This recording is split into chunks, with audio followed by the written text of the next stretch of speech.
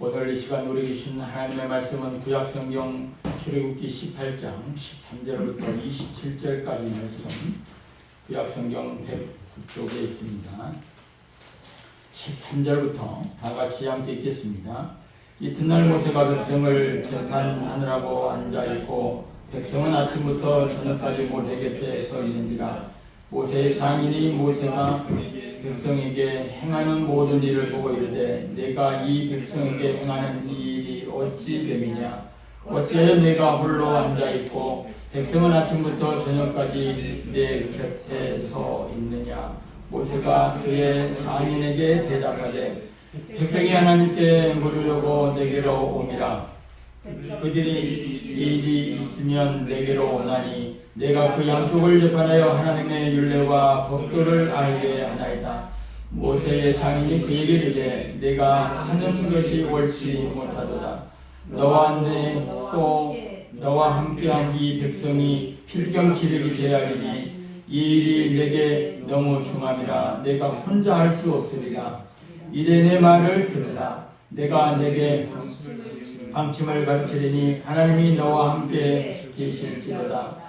너는 하나님 앞에서 그 백성을 위하여 그 사건들을 하나님께 가져오며 그들에게 율례와 법도를 가르쳐서 마땅히 갈 길과 할 일을 그들에게 보이고 너는 또 온 백성 가운데서 능력 있는 사람들 곧 하나님을 두려워하며 진실하며 불의한 이익을 미워하는 자를 살펴서 백성 위에 세워 천부장과 백부장과 50부장과 10부장을 삼아 그들이 때를 따라 백성을 재판하게 하라. 큰 일은 모두 내게 가져갈 것이요 작은 일은 모두 그들이 스스로 재판할 것이니 그리하면 그들이 너와 함께 당당할 것인지 이 일이 내게 쉬우리라. 내가 만일 이 일을 하고 하나님께서도 내게 허락하시면 내가 이 일을 감당하고 인포선 백성도 자기 곳으로 평안히 가리라. 이에 모세가 자기 장인의 말을 듣고 그 모든 말대로 하여 모세가 이스라엘 무리 중에서 능력 있는 사람을 택하여 그들을 백성의 우두머리 곧 천부장과 백부장과 50부장과 10부장을 삼으매 그들이 때를 따라 백성을 재판하되 어려운 일은 모세에게 가져오고 모든 작은 일은 스스로 재판하더라. 모세가 그의 장인을 보내니 그가 자기 땅으로 가니라. 아멘. 오늘 또 예배 참석한 여러분의 하나님의 은혜와 복이 넘쳐나기를 주님으로 축원합니다. 제독이 겸비한 자라는 제목으로 말씀을 전할 때에 많은 은혜 있으시기를 바랍니다. 어느 날 개구리들이 자기들의 지도자를 뽑기로 했습니다. 그래서 여러 의견들이 논의되고 시행착오도 거듭된 그때 그들은 우아하고 화려한 황새를 뽑게 됐습니다. 그들은 황새의 우아함과 매료되어 만족하고 있을 때에 지도자가 된 황새가 가장 먼저 한 일은 무엇이냐면 뭐겠어요? 개구리를 잡아먹는 일이었습니다.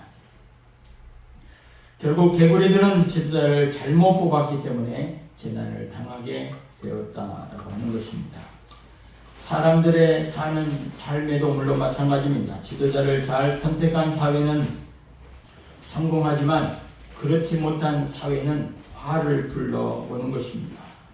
오늘 우리나라의 대한민국의 현실을 봐도 대통령을 뽑아줘도 친위 쿠데타를 일으키고 더 강한 권력을 갖기 위해서 그들이 내란을 일으키고 백성들에게 총구를 겨누는 그런 사건 속에 내일 모레면 제21대 대통령을 다시 뽑는 이런 사태가 생기게 됐습니다.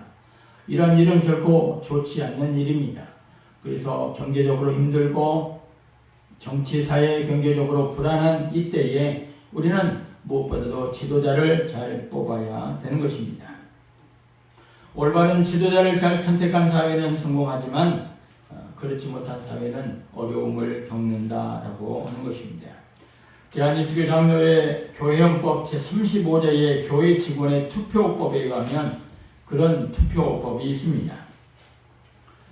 선거 투표는 기도하는 마음으로 비밀히 행할 것이며 교회에서나 어떤 회의에서든지 특정한 사람의 성명을 기록하여 돌리거나 방문하여 권유하거나 문서로나 집회를 이용하여 선거운동하는 일은 일절 금한다. 이를 어겼을 경우 그 7일에는 적절히 시벌한다.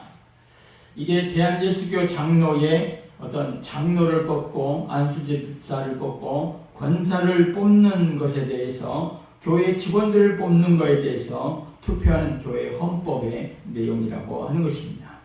하물며 대한민국이라는 거대한 그 대한민국 호에서 선장을 뽑는데 과연 성경은 교회의 지도자나 사회의 지도자를 비롯해서 어떤 사람들을 뽑아야 되는 것을 오늘 성경은 분명히 우리에게 가르쳐 주고 있습니다.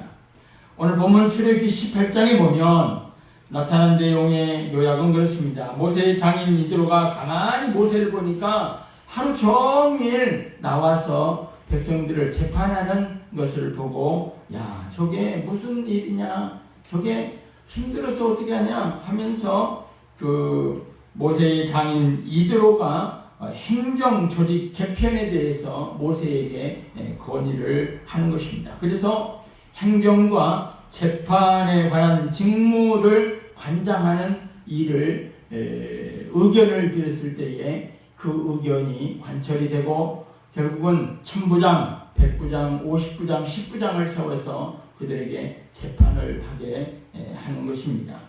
더 힘들고 어려운 재판은 본인에게 가져오게끔 하고 이런 리더들, 지도자들을 세워서 그들을 재판하는 그런 광경이 하나님 보시기에 기뻐하는 모습 중에 하나임을 알 수가 있습니다. 그러면 지도자로 선택이 된 사람들은 과연 어떤 모습을 지녀야 되는가 하는 것을 오늘 본문은 세 가지로 말씀을 하고 있습니다.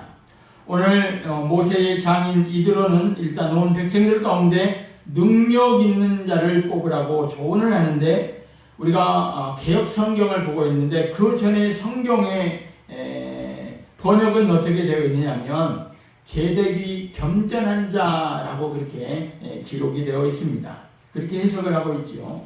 우리가 언니 실력 있는 덕이 있는 사람을 제덕을 겸비한 사람이라고 부르는데 이런 말로 해석하게 되는 히브리어 아누쉐 하일이라고 하는 그 단어는 뭐냐면 능력 있는 사람이라고 번역을 하고 있습니다. 쉽게 말하면 지도자는 능력 있는 사람을 뽑아서 그 지도자의 자리에 앉혀야 되는 것입니다. 이 능력을 의미하는 하일이라고 하는 단어는 힘과 능력과 권세와 재산으로 번역되는 단어이기도 하지만 세상적으로나 영적으로 다른 사람보다 월등한 힘과 권력을 가진 사람을 의미하고 있는 것입니다. 그래서 교회나 사회의 지도자를 뽑을 때는 이런 능력 있는 사람을 뽑아야 되는 것입니다.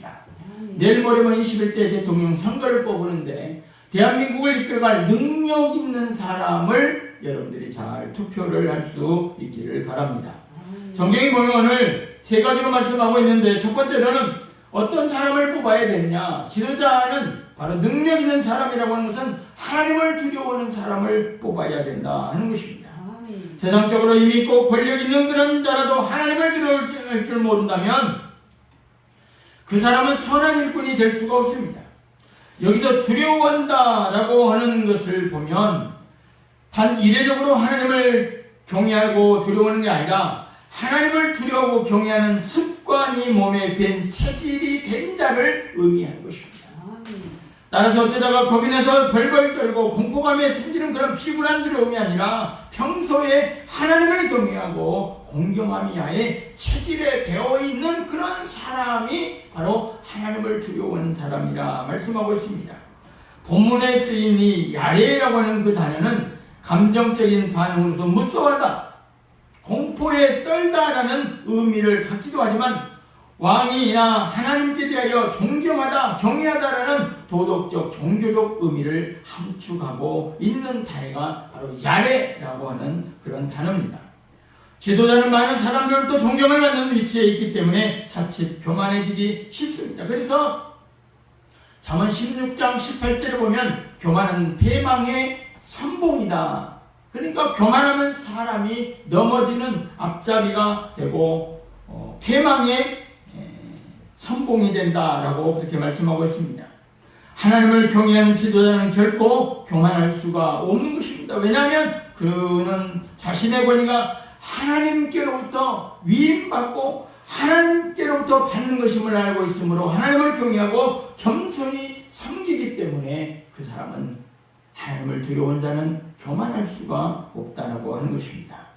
사무엘상 15장 17절에 보면 하나님은 이런 지도자를 인정하고 높이 세우시는 것입니다. 그래서 교회나 사회나 지도자를 선택할 때 가장 먼저 그 사람이 하나님을 잘 경외하고 하나님을 두려워하는 마음으로 경외하는가, 이 사람을 잘 뽑아야 될 줄로 믿습니다. 두 번째로는 진실무망한 자입니다. 진실한 능력의 사람, 쉽게 말하면 지도자가 어떤 사람이 뽑혀야 되느냐? 진실된 사람이 뽑혀야 되는 것입니다. 히브리어로 아누시 에메트라고 하는 그 단어를 쓰는데 진실된 자들 그렇게 번역하고 있습니다. 실질적으로 진실된 사람들, 직역을 하면 진실된 사람들, 진리의 사람들, 확실의 사람들. 진실에 쓰인 히브리어 에메트라고 하는 단어 뭐냐면 지지하다, 확증하다 라는 그런 뜻의 아만이라고 하는 그런 단어에서 나옵니다. 우리가 아만, 아멘, 아멘. 그 원래 원뜻이 아만에서 나온 파생인 단어가 아멘, 진실로 믿습니다. 진실로 그러한 것을 믿다라는 그런 뜻을 담고 있습니다.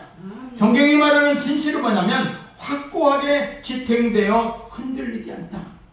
그 사람이 진실된 사람이다라고 이야기할 때는 확고하면서 진리에 서서 흔들리지 않는 사람을 진실된 사람이라 그렇게 말하고 있습니다.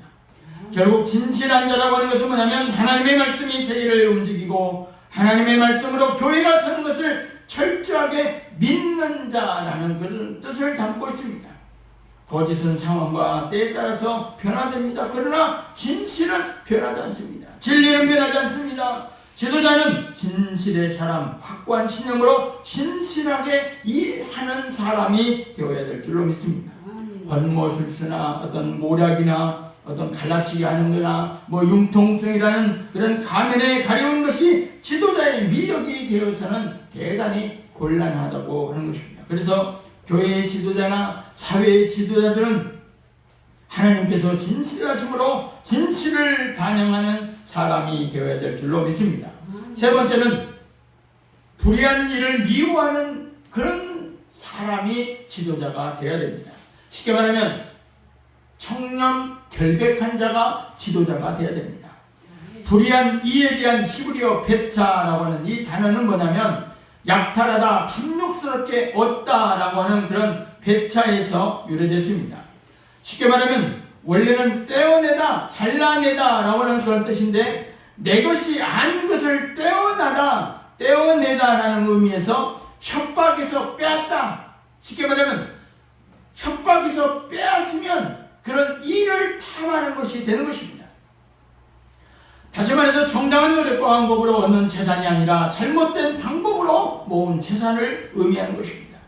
강제로 빼앗은 재산이라든가 뇌물로 받은 재산이라든가 하여튼 떳떳하지 못한 재산을 의미합니다. 쉽게 말하면 정당한 수입으로만 사는 것이 능력 중 능력이기에 성경은 출애굽기 23장 8절에 뭐라고 말씀하고 있냐면 너는 뇌물을 받지 말라. 뇌물은 밝은 자의 눈을 어둡게 하고 의로운 자의 말을 굽게 한다 그랬습니다. 여러분, 사람이 뇌물을 받거나 청탁을 받을 때에 디올백이나 샤넬백이나 에르메스백이나 어떤 고가의 선물을 받으면 그것이 확실한 판단을 쓰겠어요? 쓸 수가 없는 거예요. 올바른 판단을 내릴 수가 없는 거예요. 팔은 안 녹음나고 가재는 개편이라 그러잖아요.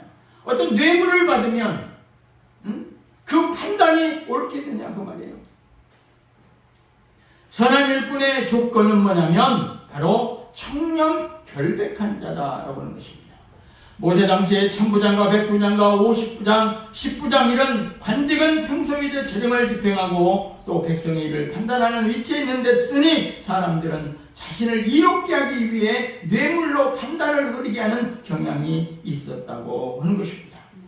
그러기에 이런 자리에 설 사람은 불의한 일을 미워하는 덕을 가져야 되는 것입니다. 탐욕한 지도자로 하여금 재판을 공정하게 처리하지 못하도록 하는 것입니다. 그래서 안행어사 출두요 하는 그런 드라마 있잖아요. 안행어사 출두요 이거 뭐예요? 부정부패의 고울의 그 원님을 잡는 그런 하나의 방법이잖아요.